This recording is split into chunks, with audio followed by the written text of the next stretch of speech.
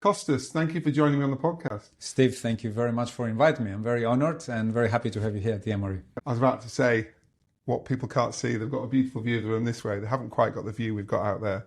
Anybody gets a chance to come to this hotel, I would highly recommend it. Oh, thank you very much. The problem is now I'm going to get quite used to recording all of my... So maybe I'll just have this... You just give me a call. If we have a free suite, we'll accommodate you. Don't worry about this at all. I'm a bit careful.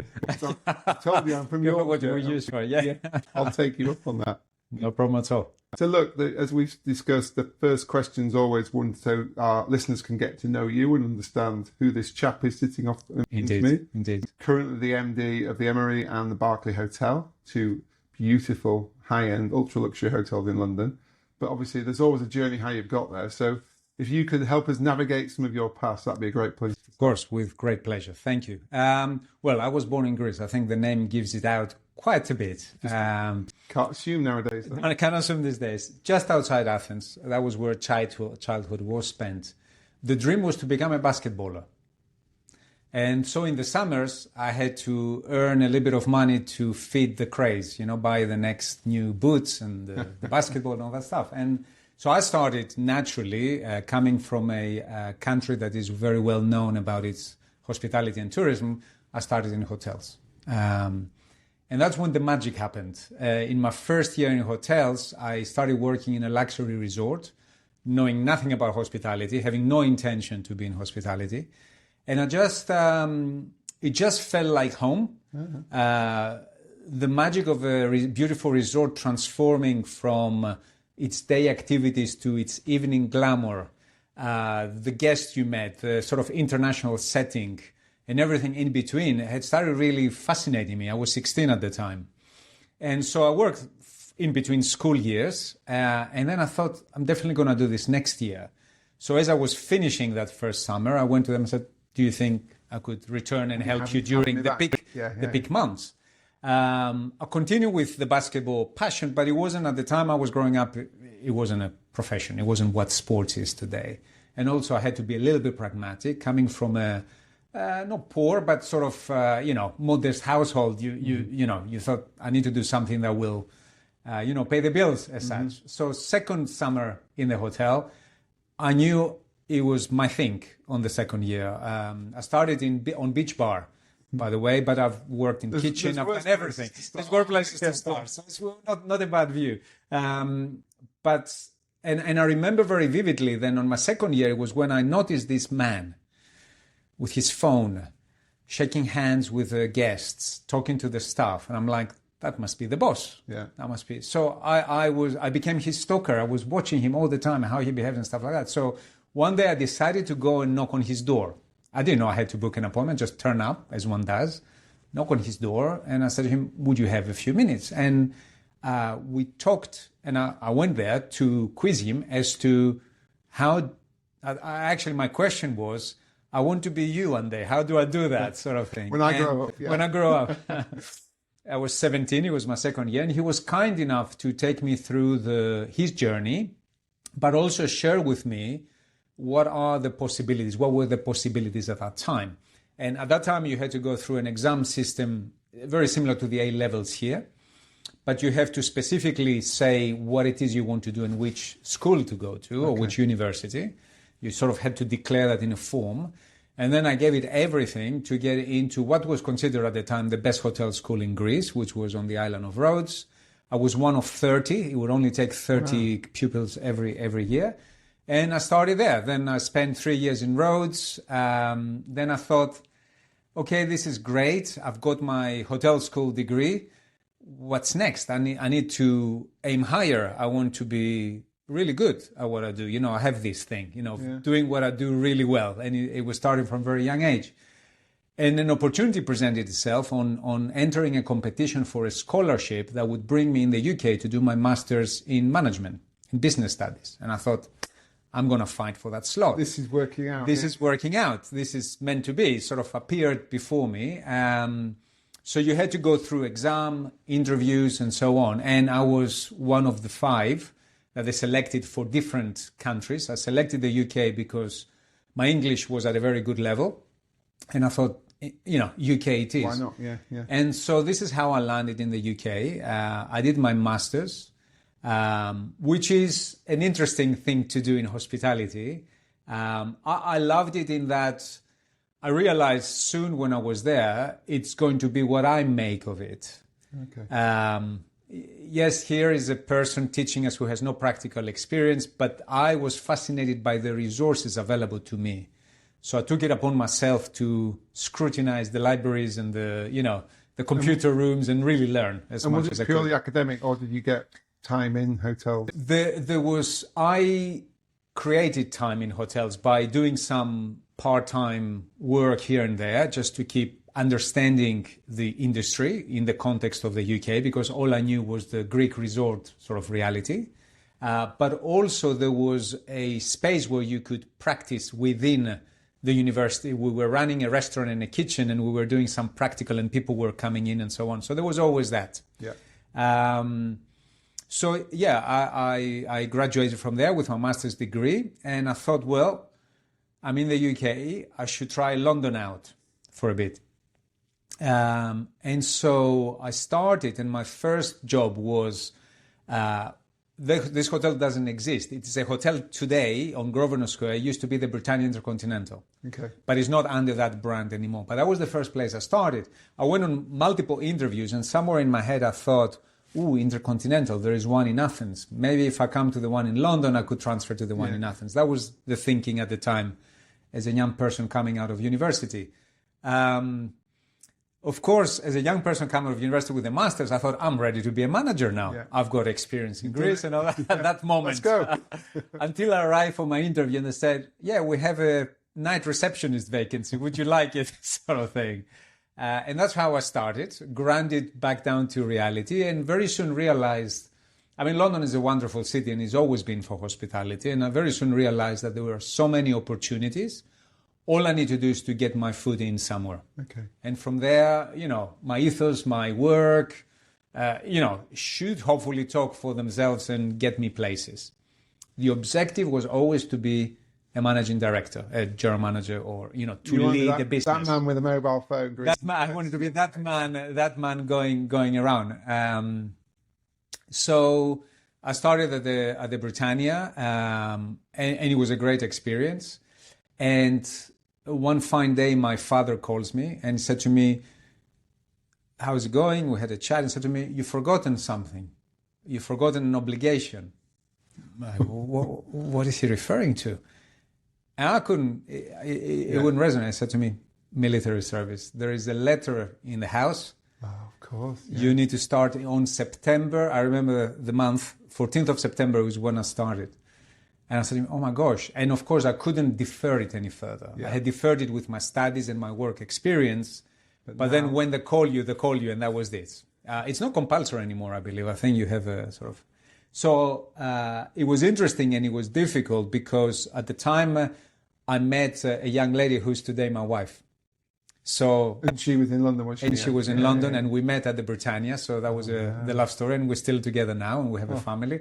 And of course, the difficulty is living your career and living somebody who you knew things were very serious. Yeah. Not a good day. Not a good day. Not a good day in the office. Yeah. So joined the military. The learning from it was 2 years. I was an officer. You initially join with another 5,000 people. Whoa. You're an absolute number. You mean nothing. And everyone goes in the same level. Everyone goes in the same level. Yeah. I will never forget the room you had to sleep with the bunk beds, and there was I think 200 of us in one room, and it was metallic bunk beds with a mattress as thin as that. Yeah. Very different, and somehow I think it's an incredible place a lot of things happen there for me as a human being. I think the first thing is understanding a transition, and the lessons I took them as a leader, because then I understood how these apply into everything you do. Okay. I think the transition was the biggest thing, to suddenly come out of a career and a relationship and to enter a place in which you need to be deconstructed and rebuilt from a civilian into a soldier, not by choice. I was 24. All right. So I was almost 53 now, so almost 30 years ago. So it's a long time. I found that fascinating, frustrating. And it took me I have to say, it took me a while to adapt. I think it took me a good 2 weeks to just have a chat to myself and say, you're here now, so stop whinging. So, just face to the reality. And then to embrace what was in front of me and say, well, surely I'm going to learn something. So the transition and saying goodbye to something, being in that chaotic 2 weeks of queuing for vaccination, queuing for a haircut, queuing for your equipment, then being beasted out in the heat. We were in a location where in September it was 40 degrees at daytime and 5 in the evening, 5 degrees. So you were going to the extremes and you were trained in those to get used, right? And there was no reason or rhyme to it. The whole idea was you're not even going to remember your name by the time we're done with you. And then we're going to start telling you who you're going to be for the next 2 years. Rebuild you. Yeah. So, it was fascinating. Then at some point after 3 months, I graduated from that initial 3 months. I must mention I was number one out of a few thousand, After not to brag about it, but spending a few hours with you, Kostas, I'm not surprised, actually. Right. And then we received what it was called our specialty. What is the primary, what is going to be what is the area that we're going to master as such. And I was sent under the command of the Air Force in a special unit. I'm not going to give a lot of details because it includes Greek islands and stuff like that. And what was fascinating about that, I traveled and I trained in multiple places in Greece. Yeah. And coincidentally, I experienced that with another 2 people. One was a fisherman. And the other one was some guy from North Greece. We're still in contact. Wow. Life would never had pulled us together. Yeah. The guy from London that does hotel, I think was an entrepreneur. Yeah, he was at the time. He still is actually an entrepreneur from Salonika, northern part of Greece, and a fisherman from the Aegean. The chances of us slipping into bunk beds and getting into the same thing, And it was a fascinating experience where you learn about yourself. You mix with people you never would by choice. You're humbled by the reality that we're all pretty much the same, right? That we all have the same anxieties, the same worries, and camaraderie, teamwork comes at the forefront in a situation like that. And it was just fascinating. I thought it was. I definitely call it a milestone, although it wasn't my choice. Yeah, a milestone. My last 3 months, I was a trainer of new recruits. Okay. I was at that level where they said, we're going to send you to Athens for the last 3 months. And so during that time, and during the service, I managed somehow to find time to meet with Sarah, who is my wife today.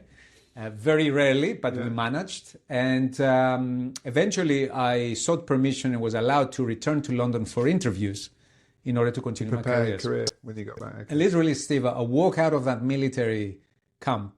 And 5 days later, I'm in induction in London on my new hotel. I just couldn't wait to get back into it because, it was a great journey of starting hotels without knowing I want to do hotels and then coming into London, getting my master's, and then suddenly everything comes into an abrupt stop. Yeah. Me having forgotten I have to do military service, which is quite funny in many ways when I think about it today. Yeah.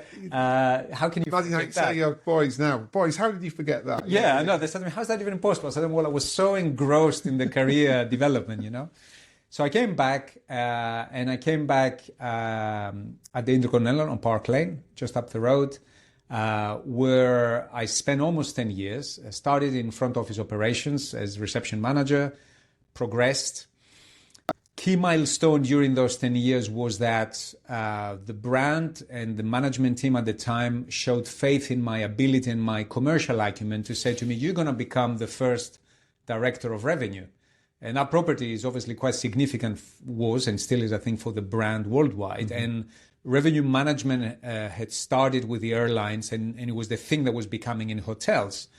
And I knew nothing about it other than by being front office manager, I was working closely with the reservations and was setting up some of the commercial strategies. But that was that. Yeah.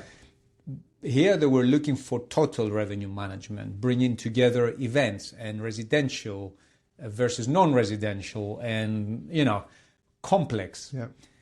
I remember ordering a book on revenue management from Amazon, and in my panic, how am I going to do this? Reading it overnight, literally, Just to really... podcast to learn from Yeah. them, no. It was just crazy. And then, of course, there were assessment centers in the future. And why that was a milestone, that was sort of, I was taken out of my comfort level because operations had become my comfort level with the challenges they had, but it was familiar. Yeah. I was surrounded by colleagues, we were working together, there was the guest bit, so there was a level of predictability in that. Yeah. Suddenly to be taken out in an office by yourself to set the strategy for a multi-million business that everybody will notice how well it's doing or not doing. What's going to happen, yeah. And then being responsible for bringing everyone together and creating a sort of a different mindset within the business where suddenly not just myself, but everybody had to look at the business as one unit. What is the best decision for the hotel? Because up until that time, you had the room strategy and the event strategy not necessarily collaborating, sometimes clashing. Whoever gets there first sort of thing. And this was about creating a science really within the hotel and bringing in all the systems, the revenue systems that didn't exist at the time, and bring a team together to work and celebrate in unison sort of the positioning of the business and all that. So that was uncomfortable. I was uncomfortable for a year, straight up. Is that third area then people coming in for lunch or dinner? So they're not staying at the hotel. So they were the three areas you were trying to marry. Correct. Okay. Trying to marry everything. So, for example, the hotel had a big ballroom. Yeah. A social business would book the ballroom 6 months out. Great. You could argue, here we are. And if they wanted any bedrooms, we will offer them. If they didn't want it, okay, we sold the ballroom. Yeah. However, a conference piece of business would book 4 months out. And it would come with 150 bedrooms for 4 nights. Wow. Okay. Do you sell Yeah. the one that you have in front of you and is ready to convert and give you good money, perhaps not as much profit? Do you wait and hold? And under what analysis and what trends do you actually take the risks to wait and hold for that conference? That was what I needed to bring in. Was it in that book from Amazon? No. Well, the book in Amazon was great. No, it wasn't. in one word, the book in Amazon was about segmentation and how you segment the business and how you look, which was useful to give me a structure. That good theory to then apply. That good theory to apply. Yeah, and then how do you bring into life in the hotel context? And so it was, honestly, it was so uncomfortable. And that's why it was a great milestone in my career, because the discomfort gave me again another moment, not the military, but another moment outside my comfort level. Figuring out how am I going to do that? How will I bring people? Transitioning, again, I'm talking about transitions a lot and change effectively. Yeah. Moving from that comfort level to this, but not only discomfort for myself, trying to get an entire business culture to look at revenue differently to what some of my wonderful colleagues have been doing for many years. Yeah. Before I turn up to say, hi, I'm the director of revenue. I've got a new name. Yeah. What does that mean in the first place, So I stayed there for a few years, closed the hotel, repositioned it, reopened it. I was director of rooms then when we reopened it. And another key milestone is that I was invited to apply to join the Dorchester, which was a luxury hotel, and it still is, of course. And that was also quite a pivotal moment in that moving into the luxury sector was, again, quite difficult in many ways, because expectations, not that they're lower, but they're different.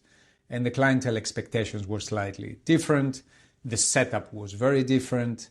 There was a lot of value you could add by coming in, but there was also a lot of things you had to learn, and very quickly. You didn't have time to rest, did you? Didn't have time to rest. As hotel manager, I was the face of the hotel, so it was effectively a 7-day week business. When a famous person, celebrity, politician, I was the face. I had to meet them, greet them, and run. I think at the time was around 600 plus colleagues in one property. Very busy, and also was at the time where Dorchester were opening new properties, so I had to also remodel the Dorchester to accommodate the opening of 45 Park Lane. Then I had to support the opening of Coworth Park. So it was quite a Quite a stretch. profound few years, quite a stretch in that not only running a property and running really well, commercially, but also from a guest experience point of view and from a leadership point of view, but also supporting the opening of sister properties. Which is a job in itself, isn't it? Yeah. It's a job in itself. And I look at everything in life as a learning. And quite frankly, I'm not one to sit down and just coast along. Some people say to me, when will you settle? Yeah. You know, but it's nice to have a challenge, especially, and every challenge will bring that learning. Yeah. I think that we talked earlier, isn't it? I think as long as you're learning, you keep alive, don't you? But Absolutely. sometimes it might feel a bit daunting walking into somewhere like the Dorchester and saying, I'm the boss man here now. Yeah, it can be. Yeah, it's a big responsibility, but also I think if you embrace it and see the fun side of that, so it's been you know, quite a nice moment to be there. I love your language when you said that you were invited to apply. You're invited. You don't just rock up. Right. You don't just rock up, no. So that then brought me into going to Hotel Café Royal to open it as a hotel manager. I was the first actually employee, not a general manager. They had offered somebody and then they changed their mind. And then obviously we were waiting for the general manager. So I started. And of course, the experience I accumulated from within the Intercontinental Group of opening 2 properties, including the Intercontinental Park Lane, then towards the collection, put me in a good place to do an opening of Café Royal, a very iconic venue in London, which then joined with another 2 modern buildings to become the hotel that it is today. That was a little bit of a shorter sort of experience, again, because I was invited to apply. Obviously doing something right. To apply for my first general manager position. And of course, that was, if you remember, the objective. Yeah. I needed to be that man that shook hands around. And so then you retired and then we're all done. Yeah. If only. So I went for that role. That was, again, pivotal for me, my first general manager position in a luxury hotel in Covent Garden, one of leading hotels of the world. Big responsibility, privately owned, still is, since the beginning privately owned. The most incredible family owning it. And I'm still in contact with them. We had dinner a couple of weeks ago. I'm grateful to them. They selected me out quite a few general managers that had applied for that position. And I was the only one that wasn't general manager at the time. And they gave me an opportunity in that we connected at a human level. And I'm grateful to them because they gave me a platform, you know, to start your first hotel to be in London, in luxury, at an incredible time. So circumstances also helped. It was an incredible time where Covent Garden was regenerating, was finding itself as a luxury shopping destination. Residential was coming into play in prices per square meter, not far off from a Mayfair property, you know. So it was a pivotal moment, and it gave me an opportunity to work with a team, a wonderful team, to reposition the hotel as a luxury destination, because it wasn't at the time. But all those changes around became that. And I remember the height of what we achieved there as a team is when I went into a conference, and without me knowing, somebody presented One Aldwych as the biggest disruptor in London at that time in F&B. Wow. I was like, I didn't even know. And the speaker didn't know I was there, but brought us in as an example because the team and I, what we were doing very simply, it was a very entrepreneurial environment. There was no head office, and the owner was not a hotelier. I would see the owner once a month to go through results and tell him what we're doing, and he would give us full trust to run the business. And I love that. I love that sense of freedom because it adds responsibility, but also it makes me feel I'm the owner. This is my business. It needs to work. And that's always how I run any business. You wanted to deliver for him. Correct. That freedom and the opportunity in front of me to sort of reposition a beautiful property into the next level. And at the time, we created the first gluten and dairy-free restaurant in London, but we trialed it out. And the reason we did that is because one of the chefs says, I'm getting too many checks about gluten and dairy-free. Oh, we might as well just do the menu like that. I thought, okay, let's do it. And everyone looked and says, what do you mean? I said, well, how can we make it so it's not associated with blandness, which is very much, what people you know. do, And the team embarked on a big research on that. And, we created this menu. We tried it on guests, and we only told them at the end. And I said, no, it wasn't gluten free. How's it possible, And then we knew we were into something. And, the Evening Standard, even ITV News picked it up as a story. It became that big. Brilliant. And that was out of one chef saying the check comes and it's all these things. This is the nightmare, having to change my menu on the go. And again, the learning for me then was you listen to the people on the floor and you listen to your guests. Yeah. And there were more initiatives in that property. And then the next opportunity presented itself, then moving into sort of an ultra luxury sector, which was Berkeley Hotel. Yeah. And I spent there 7.5 years. You picked a good time to go there, didn't you? Yes. Of course, COVID. You wanted a new challenge, didn't you? A new challenge. Right. I need a new challenge. It was a new property, not well known in the UK context or international because it started from jewelry. And of course, it was, in hotels and resorts was a new player. Yeah. I like that challenge. How can we put this on the map? How can we make it happen? We did very well, again, with the team. COVID arrives, tools down. Yeah. I think to that date, my learnings were very simple but very powerful. I think the first thing I really learned to listen to the team and the customer. It sounds such a basic thing, but I've encountered many times where people say, I think we should do that, but it's not backed neither by science nor by experience or opinion. Is something I would like to do because it will make us look good. And I think the lesson is very simple. You need to speak to your market and understand. And it's the guest and your team that will tell you which direction, what do people looking for. Mm-hmm. So that was very humble learning, but very powerful when you put it into practice all the time. And on the leadership front, there was advice coming all the way from my younger years and to stay humble, just to remember what it felt like when you were entry-level colleague. Yeah. To stay humble and understand that, yes, you may be leading the business, but 90% of what you do is what everybody else does, which is to represent the business. 10% then falls down to what you're really good at. What have you mastered versus what your chef has mastered versus what your bartender has mastered. That the 10% is what sort of differentiated us all. When COVID arrived, we sat down with the senior team before we met the owner. And I do something in business quite a lot, try to visualize what things are going to look like down the road. I learned that from the basketball days, from the army days, from the running different business days or opening hotels days. Yeah. What is it going to look like? Is it going to work? Is it wide enough? Is it practical enough? Is it good enough? That's. So you like to visualize and see what you will hopefully create in that. Correct. 1, 2, 3 year window. Correct. Before we create it, so that when it's created, it works.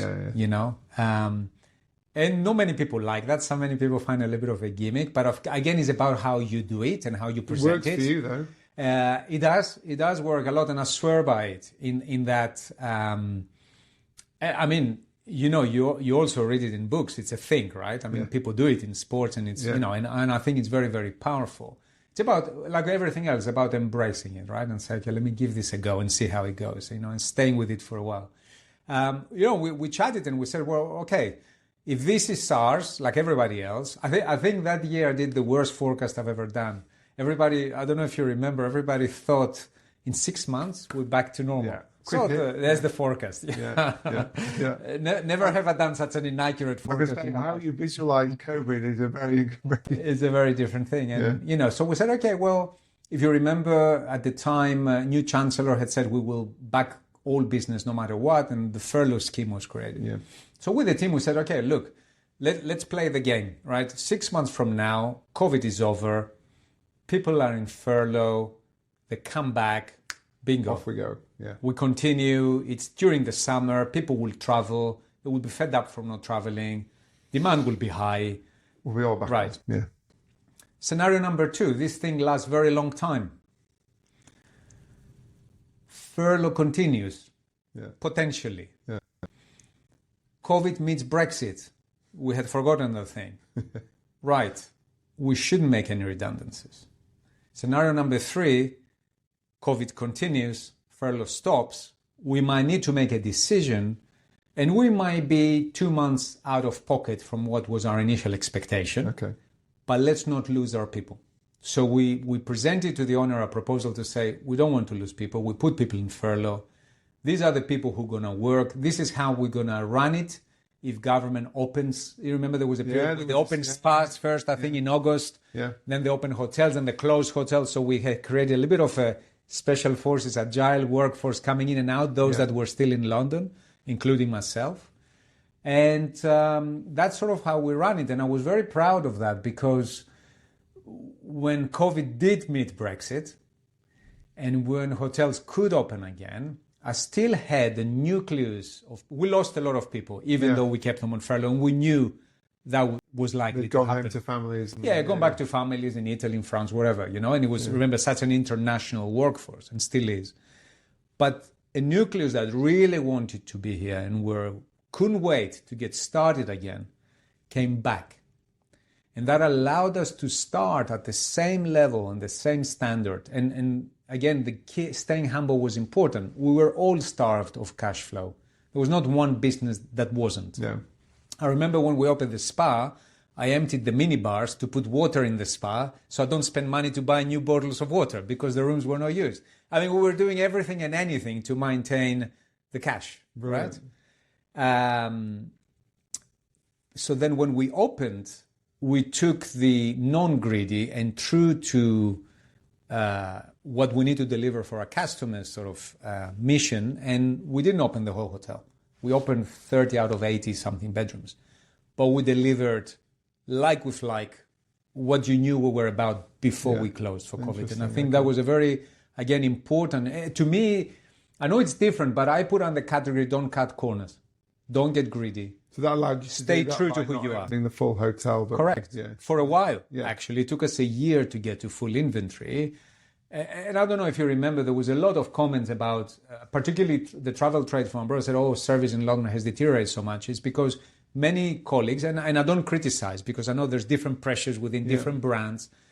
So I fully get it. But sometimes some people went too fast on the redundancy and then started over promoting people without skills, paying extortionate high salaries because they were desperate to get people in. And then we created this thing where sort of mastery went out of the window and everyone became a director and everybody was ready to, and I think we feel the pinch of that today with the people that we meet who want to come to our business. And, if you don't want to cut corners, then you say more no's than yeses to those that apply.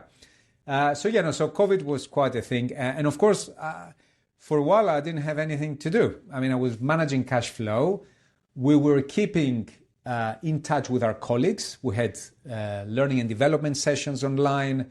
We had quiz nights. We had monthly meetings to give updates. So we kept everyone as together remotely as we possibly could. Kept our culture alive. Yes, to the extent that actually spouses of our colleagues that were working in other hotels and this was not happening, were joining our monthly meetings. It was quite funny, actually. There was nothing financial to talk about. It was just about updates and keeping everyone together. So it was actually quite a heartwarming moment in that it enhanced the reputation of the business. And, I think also people, they were desperate for belonging, weren't they, to be part of something. And if you offered them that, even though they didn't work there. Correct, yes. Yeah.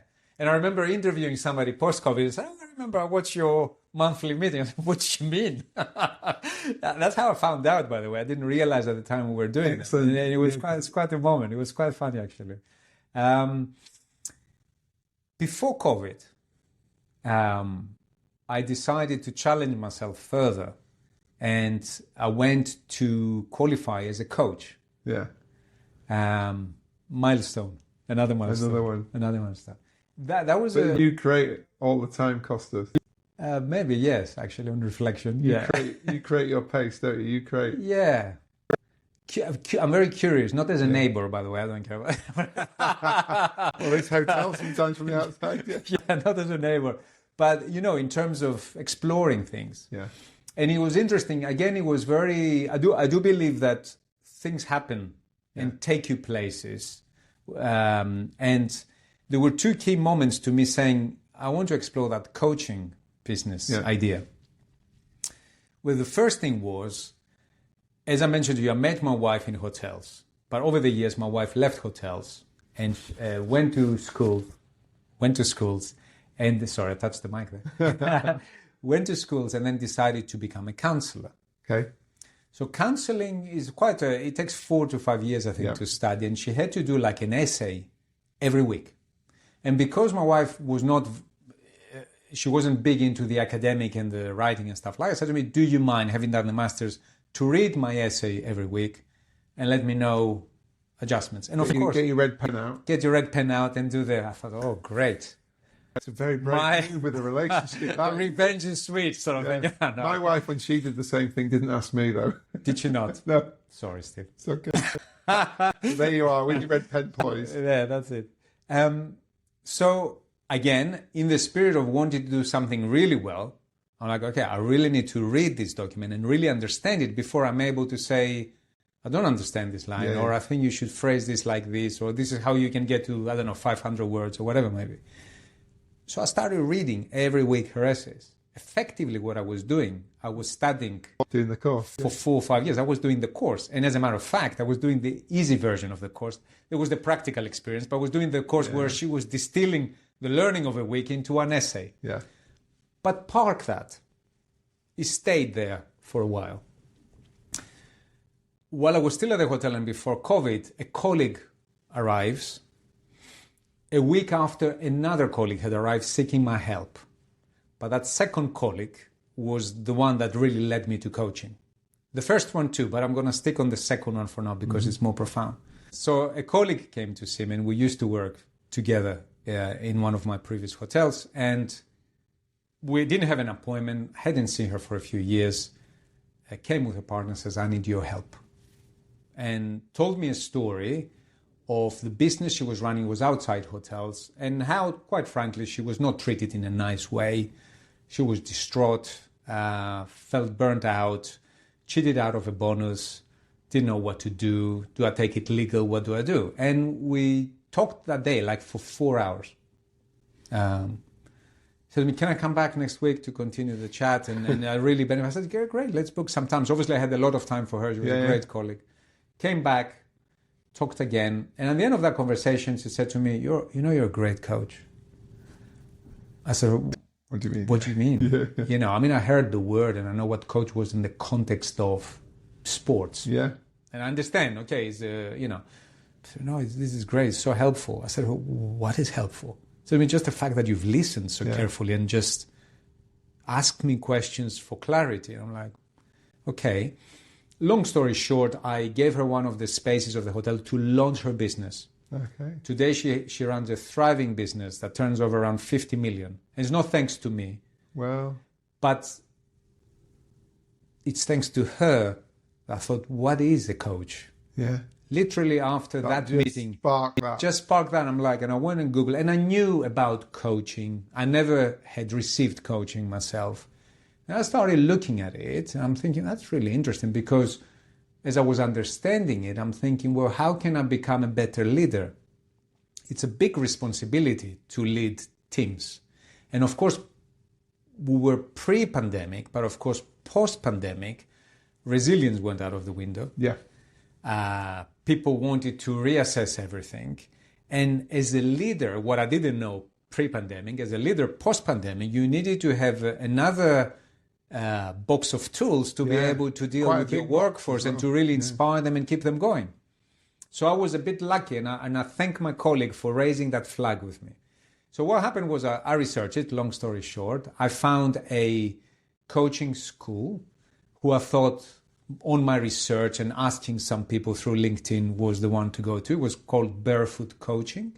I liked Barefoot because it was all about you're exposed, you learn, you're open. I interpret it like that in my head. Yeah. Maybe that's not why they meant it barefoot, but I went with that. And it was a lady who founded it called Kim Morgan, who I believe is the first person that brought coaching from the US into the UK. So I thought there must be something about that. Good heritage. Good heritage. And so I started. So I committed to that for a few months. Every week, 4 days, I sought permission from the business and the owner to do a Friday, Saturday, Sunday, Monday. So it was theoretical, but also practical. So you had to coach your colleagues. You had to go through that. It was intense. And I found it very difficult because I had to open up. So was it virtual? No, it was physically. We were meeting. It was somewhere over Chelsea Bridge. So I would stay in a hotel on a Thursday and then walk over on a Friday morning and then come back. And I was working during those days because I was trying to make up for the Monday and the Friday. Because as you know, we're a 7-day-a-week business. Yeah. But I went in that course, which was very, very interesting. And I found it difficult because, I was picked up by some of the the tutors and said, Kostas, you need to just let your guard go and just immerse yourself in this in order to learn. And that's very difficult to do, especially when you're in a room with strangers, as much as you want to learn what coaching is like. And eventually, I think it was week 3 that I thought, okay, I need to do this right. Yeah. And off we went. You've not come from obviously always being a hotelier. There's an element that people want to see you looking calm and in control and very, very, very sorted, that you've ended up building like a little bit of a suit of armor around Correct. you. Yeah. And suddenly they're saying, no, show some vulnerability. Yes. You want people to open up. Yes.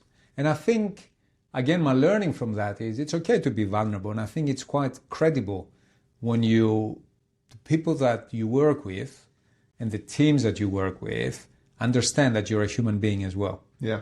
I think it's when you show that side, then they believe the side. You become more credible, I think, as a leader. People connect with you more, are able to engage and understand that it's not all. Of course, there are times where you have to say, we must do this now, guys, because we're out of time, right? There's that moment. Or in an emergency, you have to take control. But the reality is, the key responsibility for me as a leader is to meet people where they are and take them to the next level, help them find that next level. That's a big responsibility, and it's not easy. And you have to want to do it, not because your job description asks. Exactly, but I think it's something that people find very difficult because you realise you have to do that to allow yourself to keep growing. But where a lot of people think, by the time I've spent an hour and a half with Kostas, I could have done it myself. And correct. And they stumble and they slow their own development, and then they also put people off wanting to work there because they're not going to get a chance. But it's quite hard, isn't it, as you've been very honest to say? It is. Very, very difficult. I struggle with that. Perhaps I came from a narrative where you had to be tough, resilient, from a different sort of generation that perhaps were not as open to this, showing a side that is human. And I actually embrace that side. I think it's very important because also it allows me to be myself. Yeah. You're right in what you said, actually, Steve, in that hotels is a little bit of a showmanship, right? It's a little bit of theatre. It's an act, isn't it? It's an act. It's the swan. Yeah. Right? The classic the classic swan metaphor. But it's true. But again, I think the thing I've learned, even when dealing with guests and colleagues, and also with guests, it's okay to say we got it wrong, so sorry, and be vulnerable and say we got it wrong, but we will sort it out. And I think is that human side that I found always works. Yeah. With the angriest, more disappointed person, whatever it might be the case, that wins them over because I think everybody can sense goodwill. Yeah. Everyone can sense a sense of care. Yeah. And if that is there and offered authentically without acting, people would just changes, turns the tables in a very beautiful way. If you're not doing it from the heart, people also know. Yeah. So it needs to be from the heart.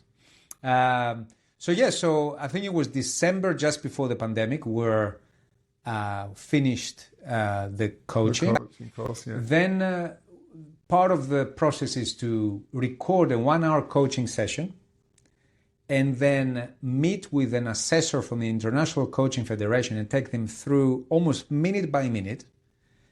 Why did you ask this question? What competency does it mean for them to understand? So you are a qualified coach because coaching is not regulated. Right. So, anyone can wake up tomorrow morning and say, I'm a life coach. Let me advertise my services. Fine. Good luck. Good luck more to the person that will go to have that coaching because I think there's a process to get to that. And if you commit to get through the studying and the thing, you also commit for a lifetime of personal development. Yeah. So I got that, graduated, then stayed in contact with some wonderful people, entrepreneurs that went into coaching, people who wanted to leave the corporate role to become a coach, people who want to do coaching like myself on their day-to-day leadership, not as a coaching session, but as a set of skills to sort of elevate the employee experience. And then COVID arrives. Hotel closes. People disappear. And I'm left in a building. I'm ready to coach you all. Cycling in London with no cars, going to work and having to maintain, because there were residencies as well. So I was one of the people that come in. So we, with a group of coaches, we said, well, how can we help each other? How can we help others? Yeah. And how can we find an opportunity to hone the skills of coaching? And so what we did, very creative group, we introduced each other to our respective networks. Okay. And suddenly we reached out to my hoteliers network and I said, right, I just finished that and there is 15 coaches from different industries looking for coaches. Yeah. Who would you like to? Do you have people to, and we created this network where we started delivering pro bono because we were experimenting a little bit. Great way to put the theory into practice. practice. Great to put it into practice. Yeah. And I ended up doing, I think, something over 160 hours of coaching during that time, which was not clashing with my daytime job, which I would never have done because I couldn't do that while running a business. Yeah. It's not. And again, I sought permission from my, and we started doing that, and it was incredible to witness the impact it can have on people's life when done well. Yes. Incredible. Yeah. So much so that I thought, right, how can I do this better? Yeah. So the Barefoot Coaching connect us to the University of Chester where you can do your postgraduate. And I wanted to. You had a quiet minute, did you? But I never managed because then when I decided to go into the postgraduate, things started coming back. Yeah. And the amount of work you have to put in the hotel to restart things, none of us realized how hard work it's going to be. Before, you may be doing that for 20 years now, but just to get started again, it was like everything. It was so difficult. So I kept registering for the course and asking for permission to postpone. Yeah. And postpone and postpone.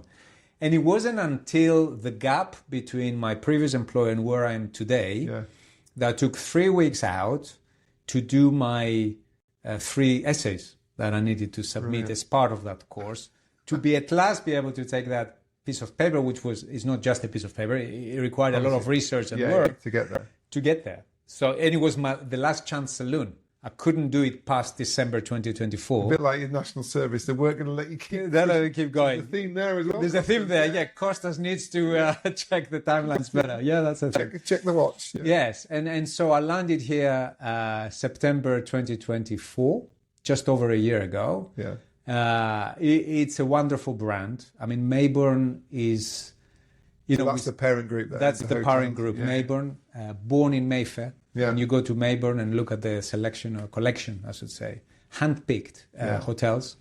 Obviously, there's some very iconic hotels like Claridge's, Connaught.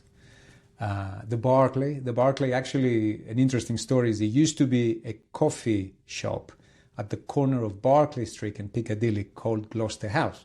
Okay. Became the Berkeley Hotel in that location. And it's only been in this location just over half a century. So the starting date is just in the 1700s. Precise year we don't actually have. I sound like a historian now. That's your latest. And then it became a hotel in 1897 or something like that. And then obviously you have Claridge's, Connaught, Berkeley, and then Maybourne also have Maybourne Riviera overlooking Monaco and Maybourne Beverly Hills. Nice. And there is an announcement for Maybourne Saint-Germain in Paris together with residencies. So it's really a brand that's going places. So I was delighted to be invited I hoped, to join and run 2 properties. Double trouble. I'm going to say, because people might not realise that where we're sitting now, the Emory is next door. Next door is the Berkeley. And what I think Maybourne took I would like to say an educated risk, but I remember driving down the road thinking, why would you open another hotel next to the other hotel? That sounds quite a risk. It's a nice area. It's a beautiful area. People are going to be coming to stay. Like you say. And I think what has been incredible is how the 2 hotels are marketed and are and when a guest comes through, experiences something completely different. Yeah. If you want to hide and feel like you're in a small residence in London, you come to the Emory. If you want to have more of the luxury hotel feel, They're both luxury properties, but the Emory suites only. Yeah, and if you want, that's a bit differentiated with a beautiful penthouse at the roof. But if you want something more of the hotel, more traditional experience, London, you go to the Berkeley. And what separates the two hotels are there's bridges that connect the two hotels, and there's a sliding door, which I love as a metaphor of how our guests today, and I guess our guests will tell us how to run the hotels. You can see the distinct personalities of the two hotels. Yeah. You can even see the difference in clientele between the two hotels. No better, no worse, just different because of the immaculate of what they want positioning. Yeah, suite rather than a room. Correct. Yeah. But when you cross the sliding door, suddenly a new world of possibilities opens for the guest of the Berkeley or the Emory, or vice versa, whichever one you go. And I think that's fascinating, and it has created quite a lot of repeat clientele and a lot of excitement within our It guest just gives you base. options, doesn't it? It gives like you options, You feel like being to that, in that side or that side. You can be stranded here for a few nights, and it won't feel like you're stranded anywhere other than I don't want to leave, sort of. Yeah, I think you put up with it, wouldn't you? Yeah. But again, ultimately, it's such a competitive market. You very well pointed earlier on, we were chatting, we're having a coffee, that, within a mile radius here, I stopped counting, by the way. I'm every year when we do our budgets, we talk about the new supply and the new supply and the new supply, and it has never stopped. Yeah. I think, and it is competitive, and it's not effortless. You have to work very hard for your business, and you have to work very hard to differentiate yourself from others, because of course you have to hire the best possible people. Yeah. You have to have the best possible products, but again, if you look around, there's so many beautiful hotels with beautiful product. It does come down to the simplicity of the people on the floor. Yeah. Always. And with all my experiences and my journey and my coaching and my self-awareness that came through all this experience, today, when I interview somebody, I'm not looking at the skill set. Even when they are a senior manager, of course, I touch a little bit on it, but I'm looking at the person. Yeah. Are they going to carry the culture? Are they going to be ambassadors of the culture we want to create? Are they going to embed and embrace the Maybourne mindset of how we want to run our beautiful hotels? Yeah. Do they care? I know no way. Massive thing, isn't it? I know is the biggest ingredient for me. I know no way to inject that on anyone. Yeah. Do they care? Yeah. And therefore, I say more no's than yeses when we meet people, because I'm not interested in bringing somebody on board who's worked in another brand, no matter how great the brand is. I'm interested in bringing on board a person that cares, has a level of charm and warmth, can converse with our guests, and can connect, create a genuine connection. I want them to be themselves. Yeah. We have standards, but it's not robotics. We talked, didn't we, about that? Yeah. If you're putting an act or a show on, you can't keep doing it, and you'll drop that veil, and guests will sense it. Well, no, yeah. Especially here, they're used to very, very high standards of service. Correct. Yeah. And it's that thing, the pet hate I have about, I believe in consistency a lot. Again, this isn't being robotic, but it's a feeling and an energy when you come to places like that, whereby it's not just about the eggs being consistently cooked, the recipe, but it's a lot more. Yeah. People will forgive the egg or the coffee being 2 minutes late. What they will spot straight away, if the energy and the goodwill and the warmth and the care are not consistent every day, every minute of the day, whether it's 2 a.m. or whether it's 10 a.m., whether it's a Friday night or whether it's a Monday morning, it doesn't really matter. Yeah. There needs to be that feel. And to create that, it starts with leadership, of course, setting the tone. And then it comes with the responsibility of protecting that culture and ensuring that the people that come in are very carefully picked in. It's about, supporting the team, the growth that we talked about, and giving people a sort of a sense of belonging and development and opportunities. It's about having honest conversations. When things are great, shout it out. Yeah. Talk to the team about the great thing they've done. Where things are not good, address it, but with respect and with examples, so it becomes a learning rather than a reprimand. It's very easy to reprimand. Yeah. It's very easy to be the angry director. It's a lot more difficult to turn it into a moment where you connect even deeper with a colleague and they understand the value of the conversation. But if you've selected people like you're saying, they're going to respond to that, isn't it? Because Yes. It's a bit 9 out of 10 times. Yeah. If you give feedback to your children, you're not harsh, but you're very honest with them because you're coming from a place of love. Yes, because absolutely. I want to make you better. Yes. And I think people need to bring that into the workplace. Not that you have to love everybody, but you have to show that you care. Correct. And I think that's a big responsibility. I remember from all my university books, right? I remember 2 things very vividly that I learned from reading those books. Mm-hmm. One was our responsibility as a leader to grow people. Yeah. That, I don't know, it just resonated with me, and I adopted that statement, and it's become a key component in the way I look at business. Yeah. So whether there is change, whether there's transition, whether there is a resilience issue, my job as a more senior leader with a level of skill set is to allow the organization to transition, to move. And that comes with taking people on the journey. And to take people on the journey, I need to help them with their self-awareness, challenge them a lot, celebrate them when they do well. And that takes a lot of time. Yeah. That takes a lot of effort. But if that's the way you know and you want, for me, that's the most powerful, meaningful way. But do you see results? 100%. And the result is what the guest tells me. Yeah. Feels great. And you know what? It feels great here. Yeah. Nobody, I mean, look, we're not perfect. We make mistakes. And I think when you run big organizations with a lot of people, somebody's going to drop the ball, including myself sometimes, right? Whoever says I don't, then they're lying. You've got a different issue right. there, haven't you? you? Correct. Yeah. So I think, but what our guests are telling us today, is that this is a great team. Everyone is friendly and warm. That's all I want to read. Yeah. And by the way, the light by my bedside didn't quite work. It shouldn't happen. It shouldn't be professionally priced. There are some basics that we must deliver. And sometimes, but what is interesting when you really look and read at these comments is that we were still 10 out of 10, despite the fact of the inconvenience of bedside light, because people engaged. Yeah. Because and people how they cared. solve the problem. Because how they solve the problem. Yeah. I'm not saying we should make this a habit. Yeah. But when it happens, that's when the culture comes in. Yeah. The genuine apology, I'm so sorry, Steve, it should never have happened. Allow me to fix it. When is a good time for you? Yeah.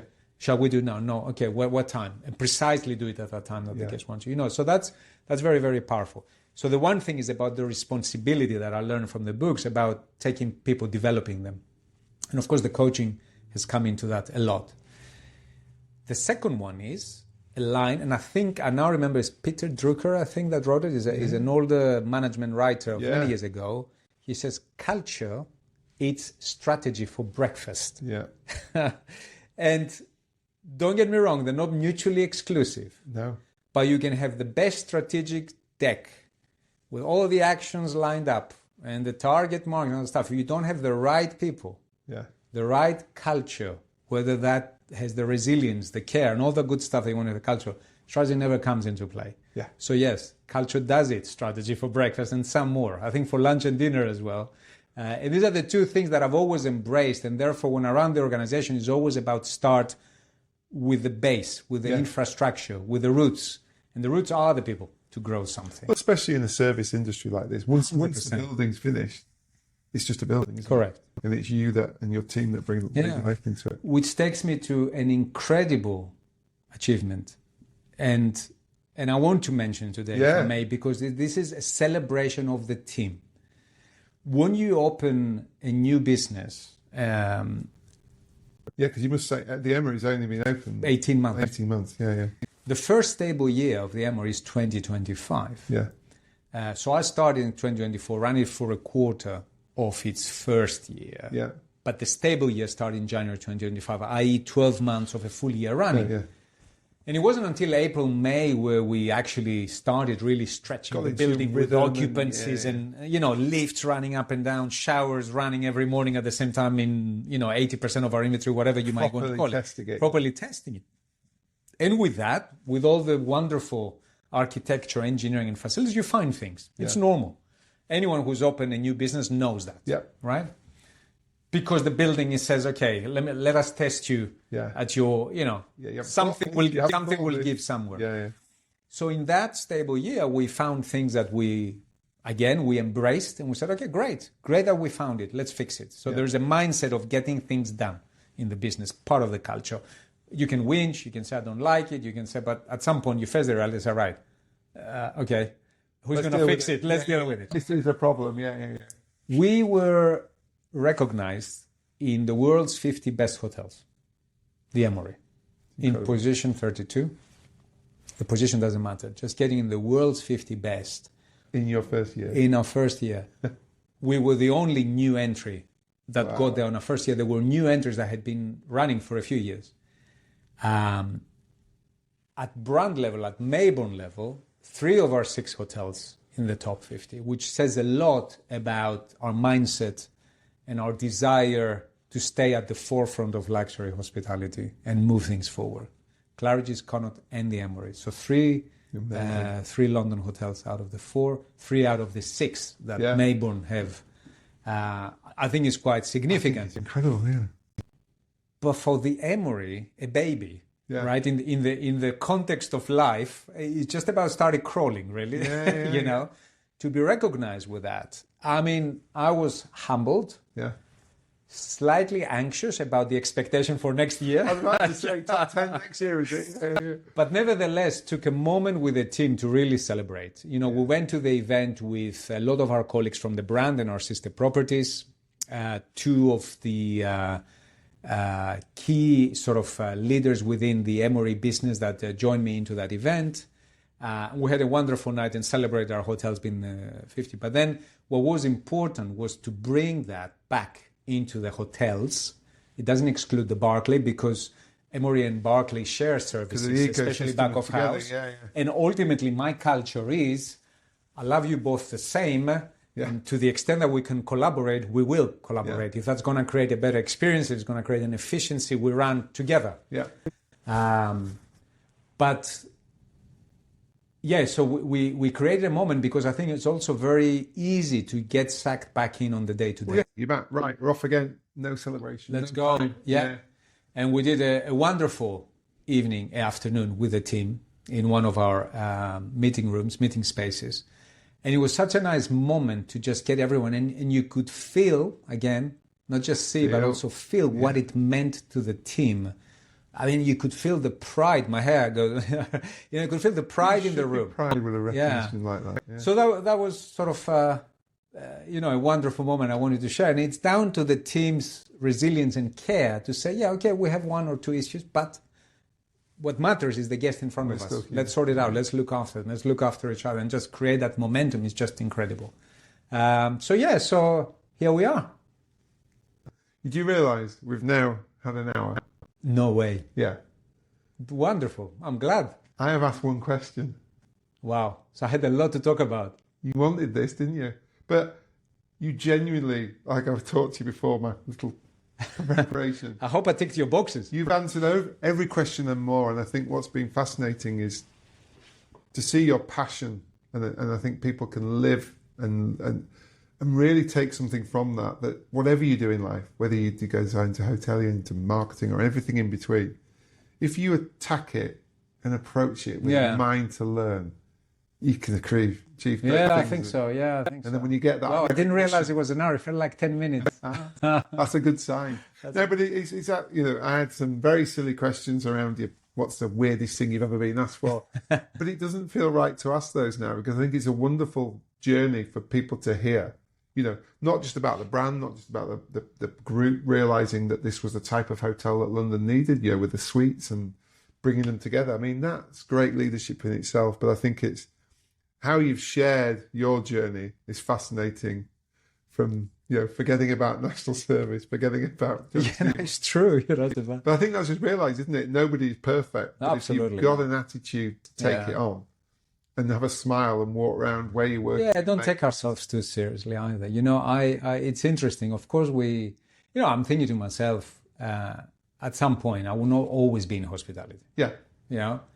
Who who's to say that coaching might not be my next thing one day, right? And run my own business or whatever it might be. Write a book like we talked about this morning. You never know, right? You never know.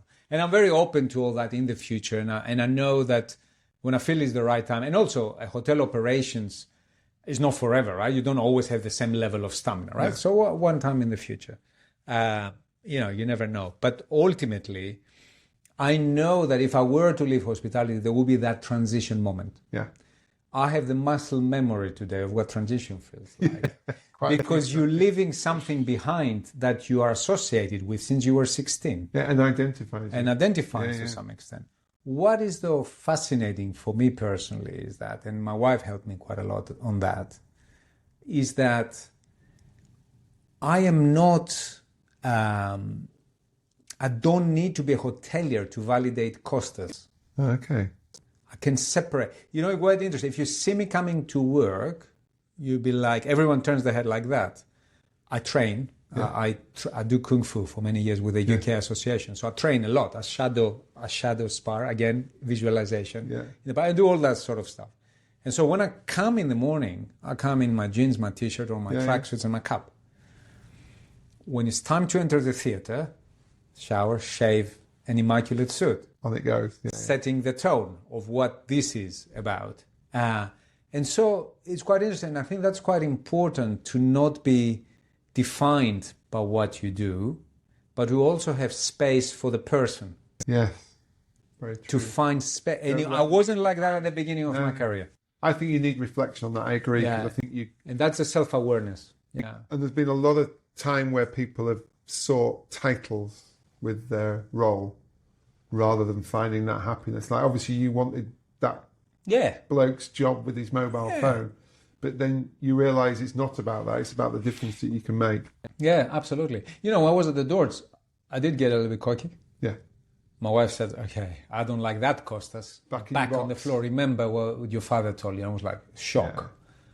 And I learned from that. And she was right. Yeah. I knew she was right. And I admitted to her, I said, okay, yeah, you're right. I got a bit excited. I said, it's such a great environment. We all know I just met this actor and that actor. And they, But ultimately, I think it's about what do you offer to others that ultimately counts. And is that purpose of what it is you're doing this for?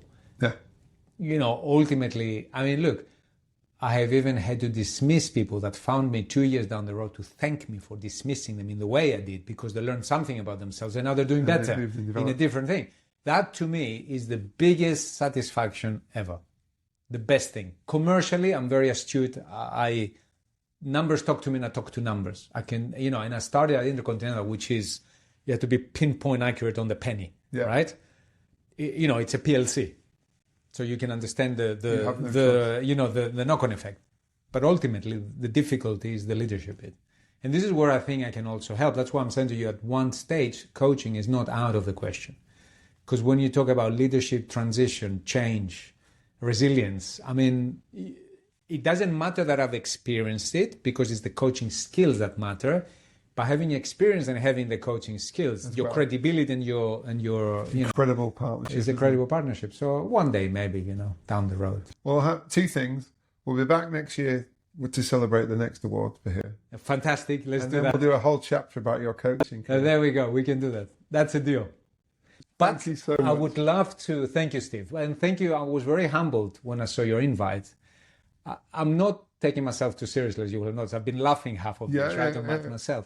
I was rubbing my eyes because when I looked at who you interviewed, I still don't see myself at any level that deserves any kind of amplification of what I've achieved, because what I've achieved is what I've loved doing. So it was never about achieving it. It was about doing what I really enjoy doing. Do you know what I mean? So when I looked at Sarah Davies and all the CEOs and founders, I'm like, they must have got this wrong. Because I looked at you must have got this totally wrong. I'll be honest. And I'm not looking here for a compliment. I really cannot fathom today still why you're here. Let me put it this way. I'll say to you then. Yes. Listen back to this when we've edited it and you'll realise. Okay. Yeah. Okay. You threw me there. Of course I will. I hate the sound of my voice, but I'll do it. How do you think I feel doing them all? Kostas, it's been a pleasure. Thank you so much. Thank you again.